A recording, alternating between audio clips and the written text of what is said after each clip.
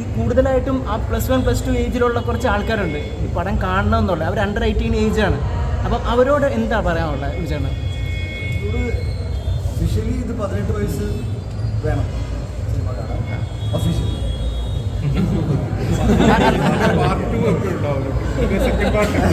ശരീരത്തിന് കുറച്ച് പടം ചെയ്യണം, ആൻസറിൻ്റെ പടം ചെയ്യണം, എനിക്ക് കുറച്ച് പടം ചെയ്യണം, ഡിഫറെൻറ്റ്. ബട്ട് വരുമ്പോൾ ഒന്നൊന്നര സെറ്റപ്പിൽ തന്നെ വരും. ബിക്കോസ് തിയേറ്ററിക്കൽ സിനിമ ചെയ്യാൻ തന്നെയാണ് തീരുമാനം.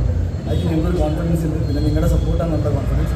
നല്ല സിനിമ അല്ലെങ്കിൽ നല്ല കോണ്ടന്റ് മാർക്കറ്റിലേക്ക് ഇറക്കി വിട്ടാൽ ഓഡിയൻസ് അത് സ്വീകരിക്കും. റിഗാർഡ്ലെസ് ഓഫ് എൻ്റെ വ്യക്തിപരമായിട്ട് നിങ്ങൾക്ക് ഇഷ്ടമാവാം, ഇഷ്ടപ്പെടാതിരിക്കാം. ഉണ്ണിമൂന്നനല്ല സിനിമ ഉണ്ണിമൂന്നൻ അതിലൊരു ചെറിയൊരു ഞാൻ അതിലൊന്നുമല്ല.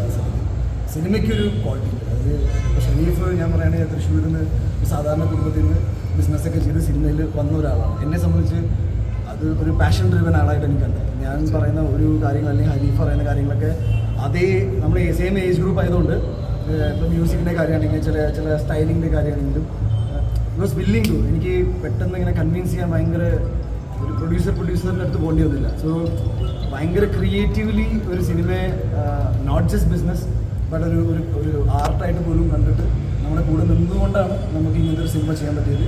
ഇത് നിങ്ങളെല്ലാവരും പറയുന്നു ഇന്ത്യയിൽ തന്നെ ഏറ്റവും മികച്ച സിനിമ എന്ന് പറയുമ്പോൾ നിസ്സാര കാര്യമാണ്. എനിക്ക് ഒരുപാട് സന്തോഷമുണ്ട്. Thank you so much. അടുത്ത ക്രിസ്മസിന് മാർക്കോ ഫ്രാഞ്ചൈസിയിൽ അടുത്ത ക്രിസ്മസിന് പക്ഷേ ഡിസംബർ എനിക്ക് ലക്കാണ് ഏറ്റവും വലിയ ഓപ്പണിംഗ് ആണ്.